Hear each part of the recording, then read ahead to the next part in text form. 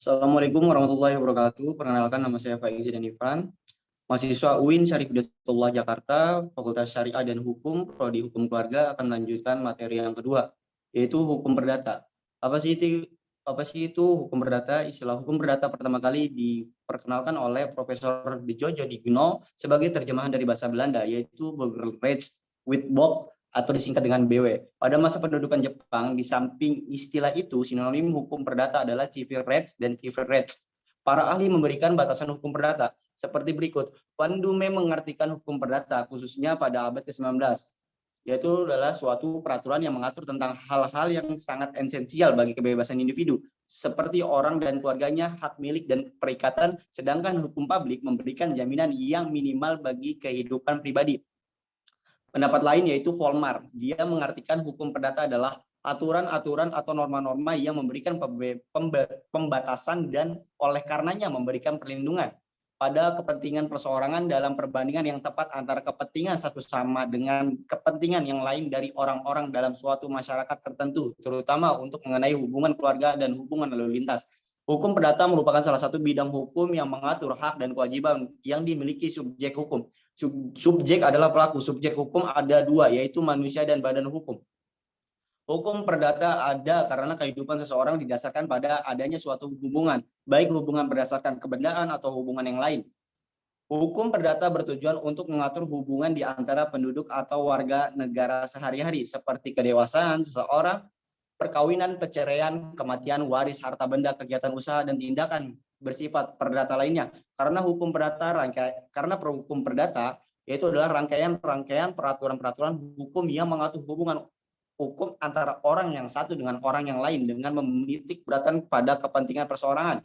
Hukum perdata merupakan ketentuan yang mengatur dan membatasi tingkah laku manusia dalam memenuhi seseorang dalam usaha baik untuk memenuhi kebutuhan dan kepentingannya. Hukum perdata juga disebut dengan hukum privat atau hukum sipil atau civil law. Hukum privat adalah hukum yang baik materi maupun prosesnya didasarkan kepada kepentingan pribadi. Misalnya ketika terjadi transaksi jual beli rumah, kedua belah pihak berhak untuk menentukan metode pembayarannya, apakah kontan atau kredit. Jual beli ini merupakan urusan pribadi sehingga institusi publik seperti polisi atau jasa tidak berhak untuk ikut campur dalam prosesnya. Jadi, ketika ditemukan masalah perdata dan polisi atau jaksa turut campur dalam kasus tersebut, maka tindakan aparat tersebut patut curigai. Namun ketika terjadi penipuan, misalnya rumah dijual bukan hak milik si penjual, maka kasus ini bisa dilaporkan ke polisi. Hukum perdata menentukan bahwa dalam perhubungan antara mereka, orang harus menundukkan diri kepada apa saja dan norma apa saja yang harus mereka indahkan.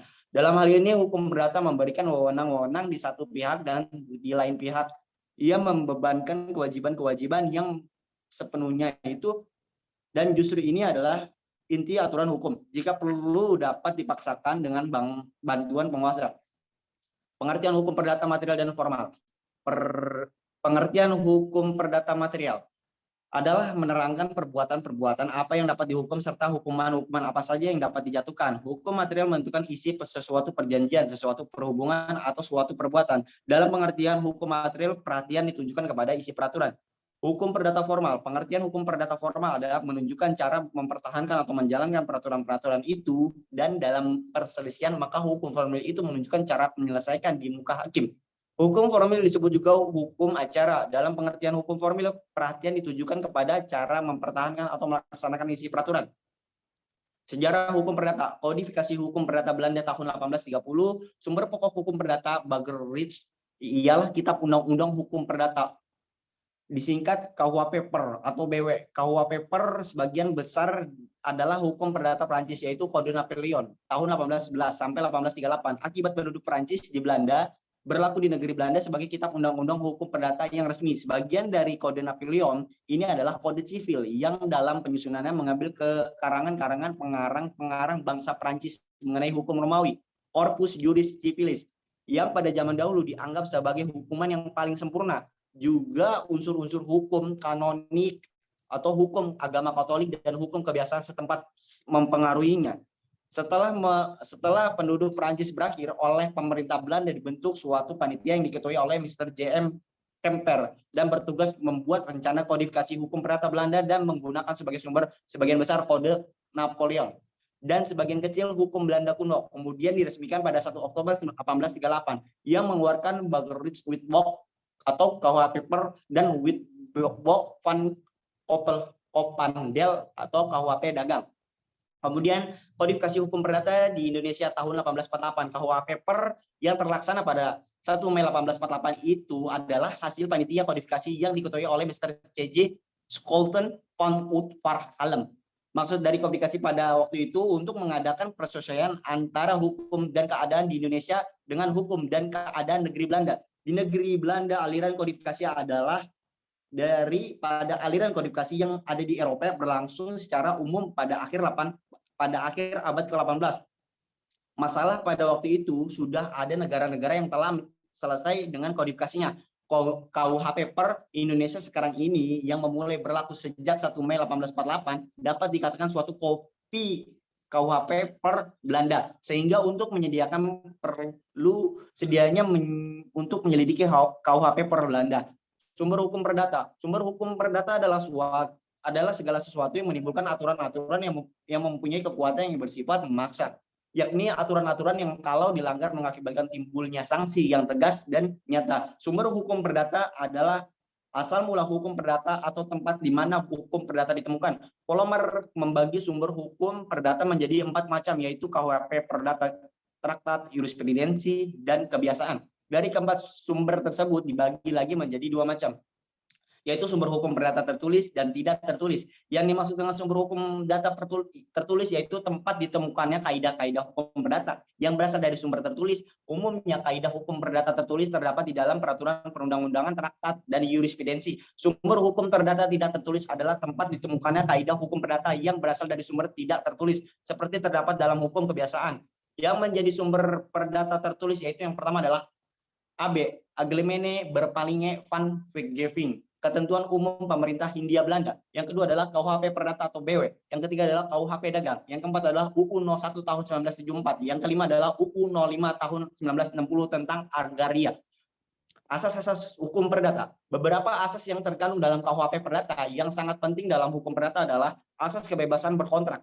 Asas ini mengandung pengertian bahwa setiap orang dapat mengadakan perjanjian apapun juga, baik yang telah diatur dalam undang-undang maupun belum diatur di dalam undang-undang. Kemudian asas konsensualisme. Asas konsensualisme dapat disimpulkan dalam pasal 1320 ayat 1 KUHP Perdata. Pada pasal tersebut ditentukan bahwa salah satu syarat sahnya perjanjian adalah adanya kata kesepakatan antar kedua belah pihak. Asas ini merupakan asas yang menyatakan bahwa perjanjian pada umumnya tidak diadakan secara formal, melainkan cukup dengan adanya kesepakatan kedua belah pihak. Kesepakatan adalah persesuaian antara kehendak dan pernyataan yang dibuat oleh kedua belah pihak. Kemudian yang ketiga adalah asas kepercayaan. Asas kepercayaan mengandung pengertian bahwa setiap orang yang akan mengadakan perjanjian akan memenuhi setiap prestasi yang diadakan di antara mereka di belakang hari-harinya. Yang keempat adalah asas kekuatan mengikat. Asas kekuatan mengikat ini adalah asas yang menyatakan bahwa perjanjian hanya mengikat bagi para pihak yang mengikat diri pada perjanjian tersebut dan sifatnya hanya mengikat.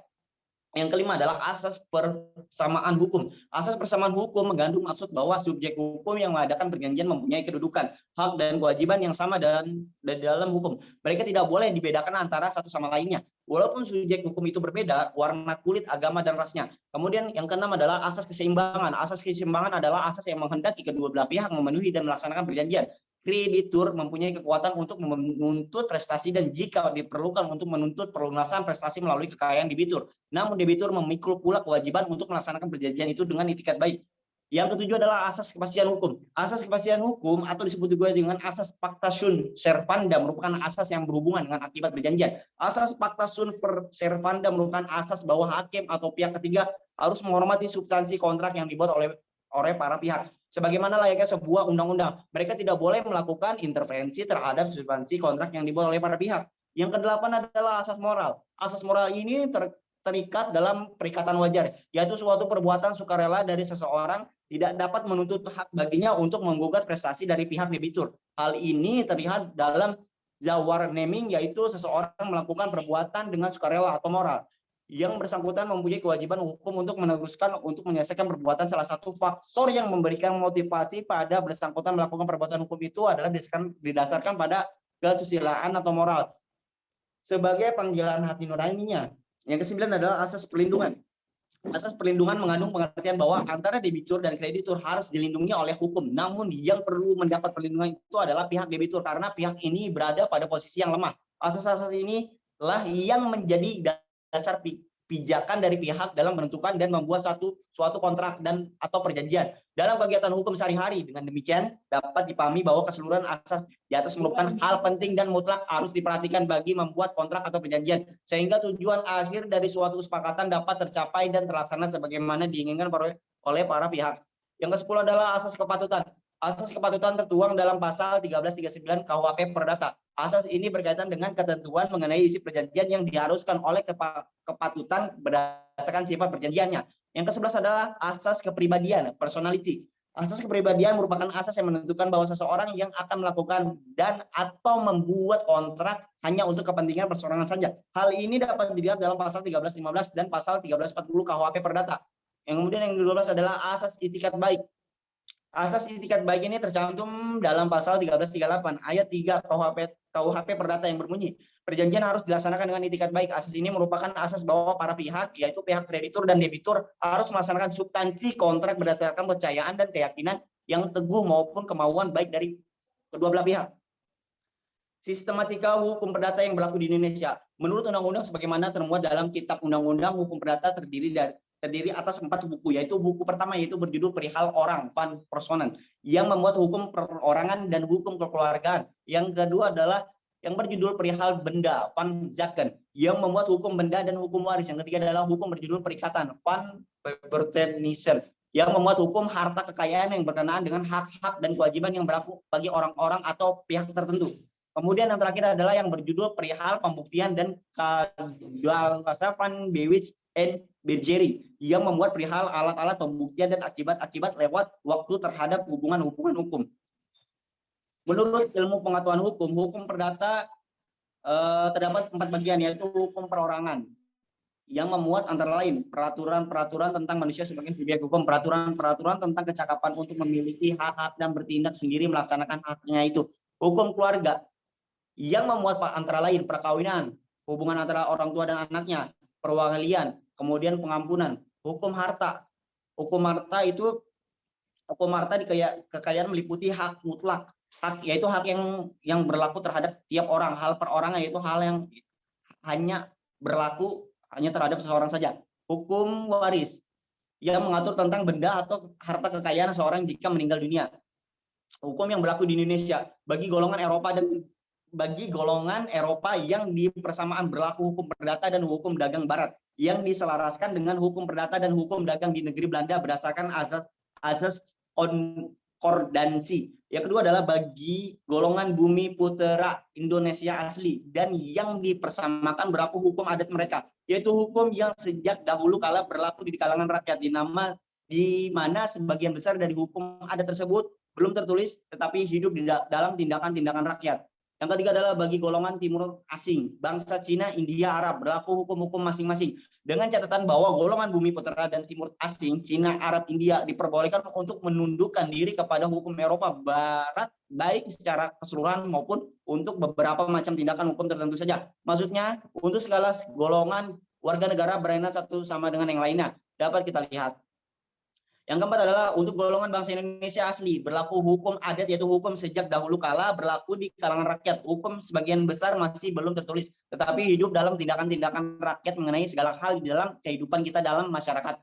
Yang kelima adalah hukum golongan warga negara bukan asli yang berasalnya dari Tionghoa dan Eropa. Berlaku kitab KUHP, Burgerlich, Wetback, dan Wetback Van Pandel dengan suatu pengertian bahwa bagi golongan Tionghoa ada suatu penyimpanan yaitu pada bagian 2 dan 3 dari titel dari buku 1 tentang upacara yang mendahului pernikahan dan mengenai penahanan pernikahan. Hal ini tidak berlaku bagi golongan Tionghoa karena pada mereka diberlakukan khusus yaitu Burgerlijk stand dan peraturan mengenai pengangkatan anak atau adopsi. Kemudian adalah keadaan hukum perdata di Indonesia. Mengenai keadaan hukum perdata di Indonesia ini sekarang bersifat majemuk, yaitu masih beraneka ragam. Faktor yang mempengaruhi antara lain adalah faktor etnis, karena Karena di Indonesia ini adalah banyak sekali keanekaragaman adat di Indonesia. Yang kedua adalah fakta histori yuridis yang dapat dilihat pada pasal 163 IS yang membagi penduduk Indonesia dalam golongan, yaitu golongan Eropa, hukum perdata dan hukum dagang. Golongan bumi putra, pribumi bangsa Indonesia asli, hukum adat. Golongan timur asing, bangsa Cina, India, Arab, hukum masing-masing. Kesimpulan adalah hukum perdata adalah hukum yang mengatur hubungan antara individu pergaulan masyarakat. Jadi hukum perdata adalah hukum pokok yang mengatur kepentingan perorangan. Dalam peradilan, hukum perdata diutamakan perdamaian karena hukum perdata itu tidak hanya difungsikan untuk menghukum seseorang, tetapi juga sebagai alat untuk mendapatkan keadilan dan perdamaian. Sekian, kurang lebihnya mohon maaf. Assalamualaikum warahmatullahi wabarakatuh.